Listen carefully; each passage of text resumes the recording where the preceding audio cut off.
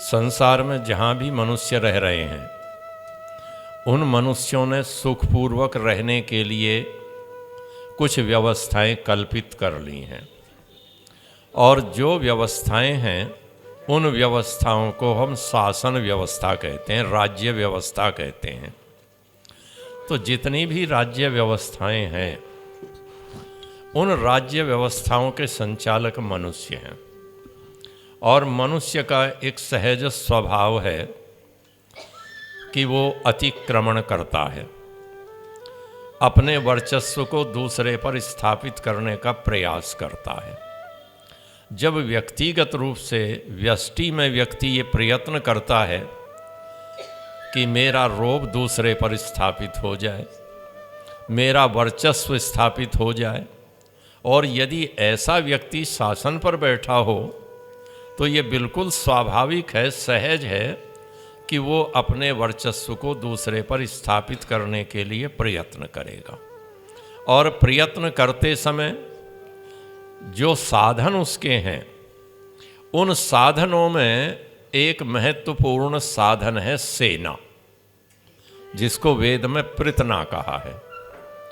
तो सेना के माध्यम से एक शासक अपने पड़ोसी राज्य पर, उसके क्षेत्र पर सेना के माध्यम से अधिकार जमाने का प्रयत्न करता है। एक दूसरा प्रकार है कि जहां सेना के माध्यम से हम अपना अधिकार नहीं जमाते, वहां एक दूसरा प्रकार अपना लेते हैं कि अपने विचारों को वहां तक प्रसारित कर दें।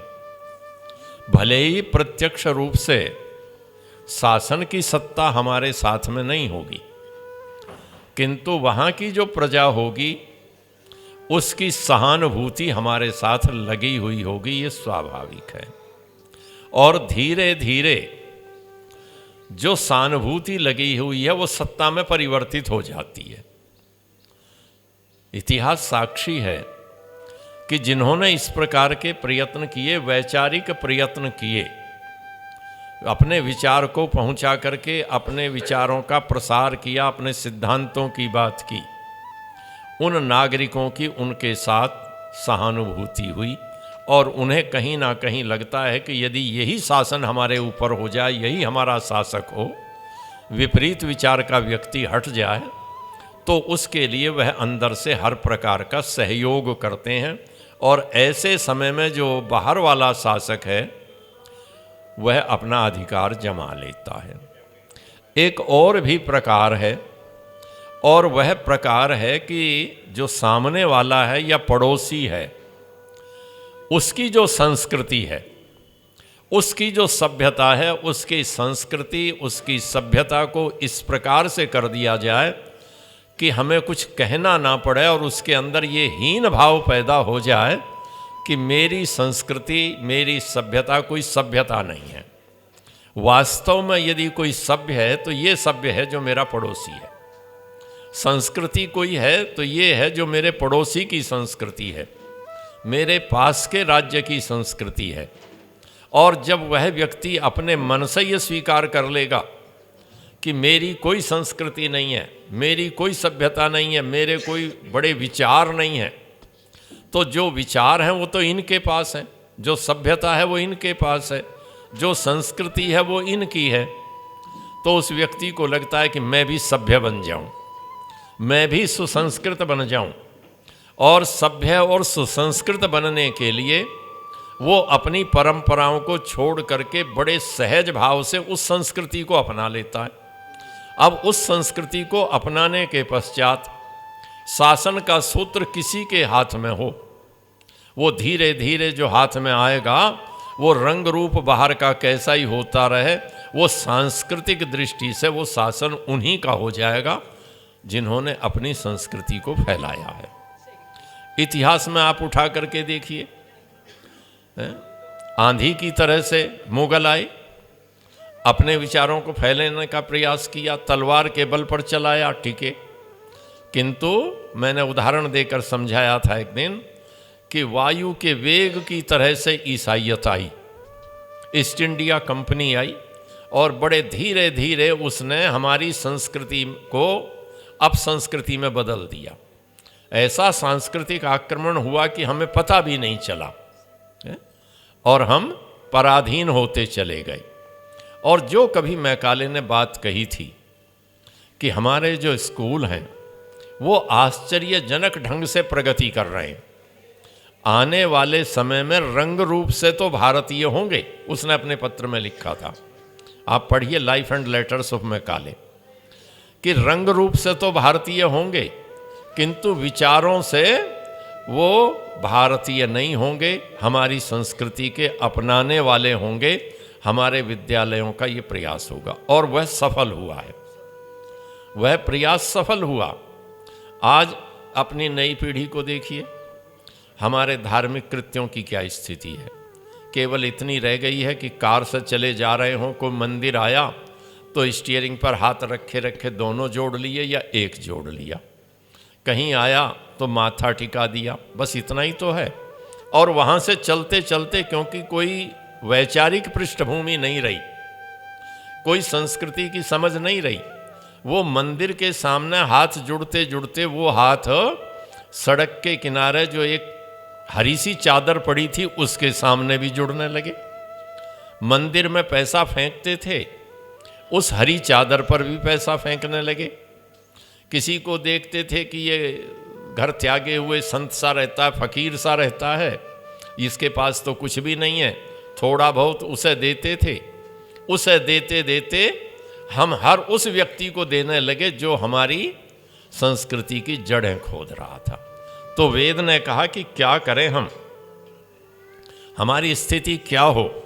वेद ने कहा कि वीन इंद्र मृदो जहि नीचा यच्छ प्रतन्यते यो अस्मान अभिदासति अधरम तमयः गमः।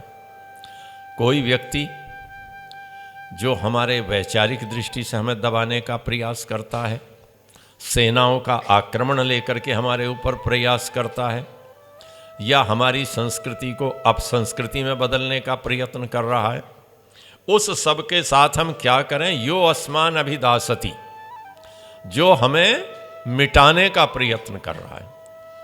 ये कोई चिकित्सालय हमारे लिए खोल दिया है मिशनरीज ने, तो हमें स्वस्थ बनाने के लिए नहीं खोला है, हमें शारीरिक रूप से तो स्वस्थ बनाने के लिए खोला है, किंतु मानसिक और वैचारिक रूप से बीमार बनाने के लिए खोला है।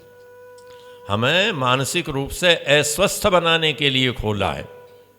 और उसने विद्यालय खोला है तो हमें साक्षरता तो दी, अक्षर पढ़ने की सुविधा तो दी, किंतु अपने सांस्कृतिक ग्रंथों को पढ़ने के योग्य नहीं बनाया। उसने हमें योग्य बनाया कि हम उन उपदेशों को सुने जो अल्प शिक्षित व्यक्तियों ने दिए, जो इतने परस्पर बुद्धि विरोधी विचार हैं।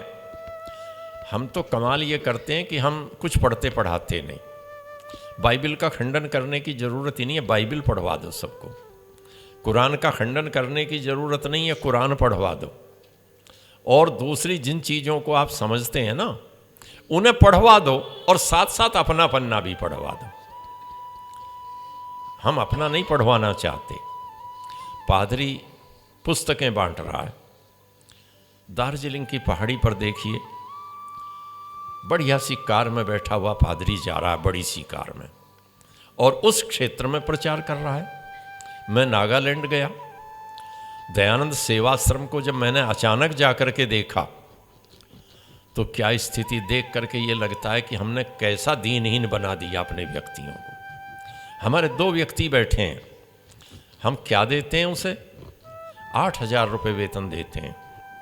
और आप ध्यान रखिए, दीमापुर से यदि आप राजधानी में बैठें, आज तो शायद किराया बढ़ गया होगा, मैं 16 की बात करूं, 2015-16 की, मैं 3 बार गया उधर। 16 की बात, 15 की बात करूं तो दिल्ली का टिकट दीमापुर से 4,000 रुपये का था राजधानी का। एक बार मुझे कानपुर उतरना था, तो क्योंकि डेस्टिनेशन लास्ट नहीं पड़ता, तो दिल्ली का टिकट लेकर के कानपुर स्टॉपेज पर उतरना पड़ा। या तो मैं उधर का डेस्टिनेशन लूं या इधर का डेस्टिनेशन लूं, ट्रेन का राजधानी का एक लेना है। 4,000 का टिकट लिया। कानपुर का रहने वाला व्यक्ति, बनारस का रहने वाला व्यक्ति हमारा कार्य करता है दीमापुर में, वेतन 8,000 रुपये मिलते हैं। यदि वो 1 महीने में घर आ जाए तो आने जाने में राजधानी ही उसका पूरा किराया ले लेगी सेकंड एसी में। अब सोच कर देखिए, हमारा व्यक्ति वो 2 व्यक्ति, दोनों के पास एक बाइक पुरानी, आप सोचते वो कैसे प्रचार कर सकते हैं और कितना प्रचार वो कर रहे होंगे। दोनों चीज सोचिए। बराबर में जब पादरी की चमचमाती कार निकलेगी तो बाइक वाले का तो मनोबल वैसे ही गिर जाएगा, बाइक वाले का तो मनोबल गिर जाएगा। हालांकि मैंने प्रेरित किया जो उनकी प्रबंध समिति में थे, और कलकत्ता में बैठक थी, दीनदयालु जी थे डॉलर वाले, शत्रुघ्न जी थे रांची वाले। मैंने कहा आप तो शोषण कर रहे हैं। तुरंत उन्होंने कार भेज दी, आप साधन दीजिए। शत्रुघ्न जी ने अपनी ओमनी वैन वहाँ से और दीमापुर भेज दी, साधन सुलभ हुआ। मैं अगली बार गया तो उन्होंने कहा हमें सुविधा हो गई। तो हम ये ध्यान करें कि जो सांस्कृतिक आक्रमण हो रहे हैं ये सबसे खतरनाक आक्रमण है। और वेद ने चेता है यो अस्मान अभिदासती, जो हमें दास बनाना चाहता है, किस लिए? दसु उपक्षय, हमें क्षीण करने के लिए, हमें दबाने के लिए, हमें नीचे करने के लिए। दास नीचा ही होता है। हिंदी में जो दास है वो यही संस्कृत के दसु धातु से बना। तो जो हमें दबाना चाहता है, नीचे करना चाहता है, अधर्म तमया अधर्म गमया तमय, उसे हम कहाँ पहुँचा दें? उसे हम इतना नीचे पहुँचा दें, इतना नीचा कर दें कि उसके सामने कोई प्रकाश ना हो। एक प्रकार से दूसरे को अंधेरे में डालने के लिए जरूरी नहीं है कि आप सारी लाइटें बंद कर दें। सारी लाइटें आप बंद करेंगे दूसरे को अंधेरे में करने के लिए, तो आप किस में होंगे? आप भी तो अंधेरे में हो जाएंगे। किंतु दूसरे को अंधकार में करने के लिए उसकी आंखें चुनिया जाएं, वो कुछ देख ना पाए, तो उसके लिए बढ़िया है आप इतना प्रकाश प्रक्षेपित कीजिए, आप इतना प्रकाश प्रक्षेपित कीजिए कि उसकी आंखें चुंदिया जाएंगी, वो कुछ देख ही नहीं पा जाए। ये भी एक प्रकार हो सकता है। हम इस प्रकार को अपनाएं, अपनी बात को इतने बड़े पैमाने पर फैलाएं, अपनी बात पहुंचाएं लोगों तक, जन जन तक। ऐसा नहीं है कि हमारे सिद्धांतों में दम नहीं है, पर हम पहुंचा नहीं रहे। पहुंचाने का प्रयत्न करें। तो जो ऐसा करते हैं तो उनका क्या होगा? उनका राज्य सुरक्षित हो जाएगा। और राज्य सुरक्षित हो जाएगा तो समझिए राज्य के साथ साथ संस्कृति सुरक्षित रहेगी। बिना राज्याश्रय के कोई संस्कृति दुनिया में नहीं फैली। यदि बौद्ध भारत से निकल करके कहाँ है आज? चीन में। बौद्ध कहाँ है? जापान में। बौद्ध कहाँ है? म्यांमार में। बौद्ध कहाँ है? और दूसरी जगह है। कम्युनिस्ट हो गए, किंतु कम्युनिस्ट होने के बाद भी आस्था बुद्ध धर्म के साथ जुड़ी हुई है। कम्युनिस्ट होने के बाद भी बुद्ध के प्रति आस्था जुड़ी। तो कैसे जुड़ी? वो सांस्कृतिक प्रकाश का प्रक्षेपण किया सम्राट अशोक ने। जब राज्य सत्ता का उपयोग हुआ, इस्लाम फैला तो किसके बल पर फैला? सिद्धांत के बल पर नहीं फैला, राज्य सत्ता के बल पर फैला। और पहले दिन से राज्य सत्ता के बल पर फैला। जो भी फैला है संसार के अंदर वो राज्य सत्ता के बल पर फैला। आपकी संस्कृति ऐसी है कि ये बिना राज्य सत्ता भी फैली और फैल सकती है, बशर्ते यदि ये लोगों तक पहुंचाई जाए। किसी को दबाने की बात नहीं, किसी को गुलाम बनाने की बात नहीं है। केवल अपने सिद्धांतों को वहाँ तक पहुँचाने की ज़रूरत है, अपने प्रकाश का प्रतिक्षेपण करने की ज़रूरत है। न सेना भेजने की ज़रूरत है, ना कुछ और करने की ज़रूरत है।